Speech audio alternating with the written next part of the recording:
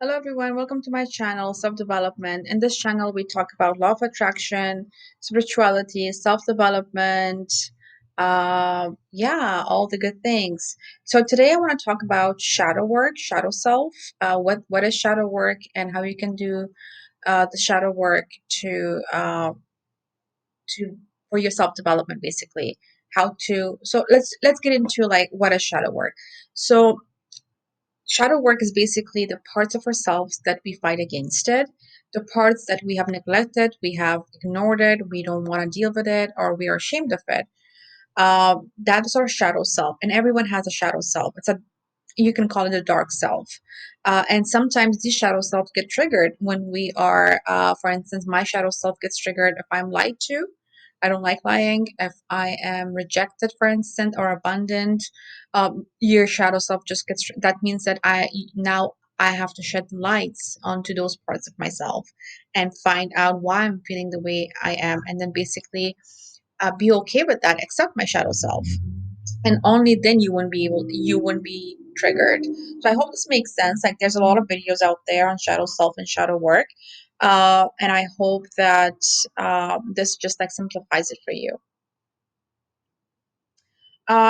When you do the shadow work, you basically, your ego's gone. You say goodbye to your ego, and your highest self takes place, which is really a beautiful thing to happen. um And one way of knowing what your shadow self is, obviously journaling is one way to do it. You just uh, journal and see what comes up, and then you discovered the hidden parts of yourself, and then you basically shed light into it. Just becoming aware of those part of you is a game changer. So I'll just walk you through quick step and quick example, and then we'll dive deep towards the end. For instance, like, you can start by saying, "How are you feeling right now?" Uh, so you enter into your shadow self. How are you feeling? And you think about a situation. Maybe you have a money problem. Maybe you have a lack of work. Maybe you're feeling some anxiety, anxious thoughts. Just sit with it and see what comes up, and then you associate that with an image. What comes to your mind when you what word would you give to this feeling, or what comes to my mind? Either an image or a word that you associate with this feeling. And then you say, please show me a memory to heal. You can go as back as to your childhood memory, a time that th- where you the way you're feeling right now, a time that this feeling first happened and you as a child. And then you connect to your inner child, and then you start a conversation. You talk to that inner child. You either sit quiet and let the inner child talks to you, your inner self, or you engage in dialogue with the inner child and then comfort that inner child, and make that inner child of yours your when I say inner child, basically you just see your childhood, and then you talk to that your inner child, and you tell her that, or tell him that, you're safe, you're beautiful, you're confident, whatever it is that's coming up for you, that you're worthy and all that. So that's basically one way to do it. A lot of people do that.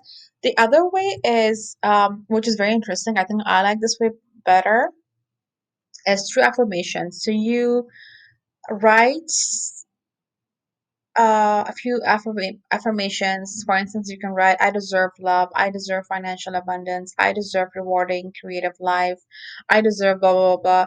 So write your affirmations down, and then see what comes up. What negative thoughts comes up when you say, I deserve love, or I deserve financial abundance. uh some of the negative thoughts could be like, no, like, I'm broke, or no, I'm lonely, or this and that, whatever it is. Um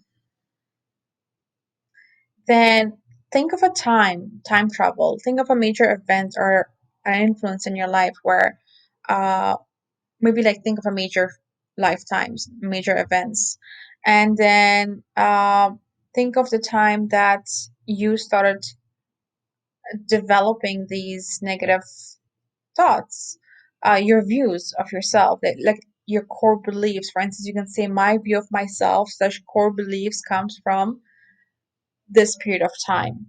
Maybe at that time I was not feeling worthy. I'm not enough. I'm not worthy. I'm not likable. I'm not lovable. These are some of the beliefs or values that you have picked up at some point in your life.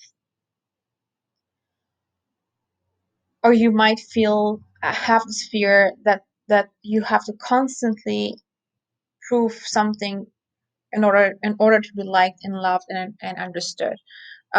This happens most of the time with achievers, that we want to achieve so much because we want to prove something to our loved ones or to our family and friends or to the society as a whole, that uh, and we do it because we want to be loved. Whereas you don't have to do anything. You are worthy the way you are. You don't have to prove anything to anybody.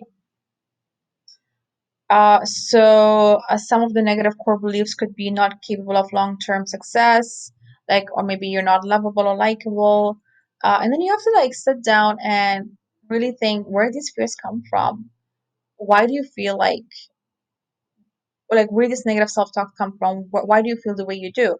uh, and then really dig deep down and think of a major event that happened in your life. And most of the time, if you sit for yourself and you ask where these fears come from, where the negative self-talks come from, where did I pick this value, it, eventually you'll if you reflect back, basically, like it's a reflection exercise, and you will come up with an answer. You will come up with a time that you started picking up that core belief, or in whatever that belief is. And then once it's all about, like, for instance, if you are, let's say, I'm just giving an example. If you're a content creator and you say that I deserve financial abundance, but then one of the negative thought comes up is that I am I'm not capable of long-term success. You know, that's because maybe you feel you're not lovable and likable. So that's a negative thought, not capable of long-term success. And then your core belief is that you're not lovable, that you're not worthy, or you're not creative enough. And then you change. Basically, you go back to when was this even started? Where did you pick this core belief? Maybe someone told you you're not lovable. Maybe someone made you feel that way, and then you started like it just imprinted in your subconscious mind now. So you have to clear your subconscious mind of those beliefs, of those core beliefs and values that you have, um, and just like shed light into it, become aware of it, and then let it go, and then write a new belief where you say, I am lovable, I am likable, I am worthy. So you just basically change those core beliefs. But it's really important that instead of like starting out with setting out new beliefs and new values for yourself, you have to like first dig into where you picked all this negative self-talk, negative self-thoughts, and then shed light into it, become aware of it, and then change them. Or maybe like if you are, another example is if you are triggered, let's say I am triggered, my shadow self comes up when I'm lied to, or when I'm rejected, or when I'm not taken seriously. I might just react around such people because I get triggered, and then I have to like now deep dig deep down and say, where did I when was the first time I started feeling this way? When was the first time? Because for me now, I say, okay, I hate lying, for instance. I don't like to be lying, but that's my shadow self. Maybe if I accept it, then I'll accept it in others, basically. That's the whole point, actually, of the shadow. So the shadow self is when I accept something about myself, then I'll be very tolerant towards other people. So if I find out, so yeah, if I find out when as a child I was triggered I can go back to a very early memory of me where I developed this feeling that lying is a bad thing. Then I can remember, I can pinpoint a time and then shed light into that, and also kind of become aware and say, okay, this is my shadow self now. I also lie sometimes. Uh, there are times that you have to lie. So it's basically like coming up and making an excuse for that part of you. And then you accept it. So you have to integrate it and accept it. And once you do that, and once you become aware of your shadow self, integrate it, and accept it, then you won't be triggered next time. Yeah, it's crazy the way it works. Yeah, so that's basically shadow work in a nutshell, and that's how you work with it, by becoming more aware. As I mentioned, self-awareness is first, and then the second part is when something triggers you, instead of reacting, don't react, just ask yourself why. Just ask why this is triggering you, why do you feel this way, and then instead of reacting, you just respond, change your pattern. Take a deep breath at that time.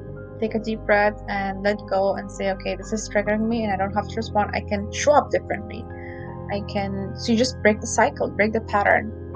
And that's with practice, it will get easier, I promise you. With practice, you will start showing up differently, and people in your life will start showing up differently for you. And you will see a change in people's behavior. And you will start leaving toxic people and toxic environment behind, and you show up for yourself more. You will start creating boundaries more. So it's a game changer. It's all about doing the inner work, which is why inner work is really, really important. So once you do that, then everything else falls into a place. So I hope you like this video and it resonated with some of you. I think this was it's a very good topic, and I gave out some good pointers in this video.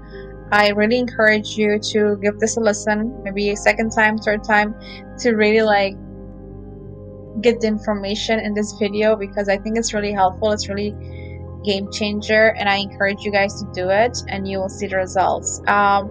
If this resonates, please give this video a thumbs up and subscribe to my channel for more videos, for more content like this, and also comment below. Let me know where you're at your journey, at your self-development journey, and have you done any shadow self, any shadow work, and if yes, how was your experience with it? Yeah, I'd love to find out, and I want to read your comments. So I hope you guys enjoyed this video. Until next time, have a good day. Bye.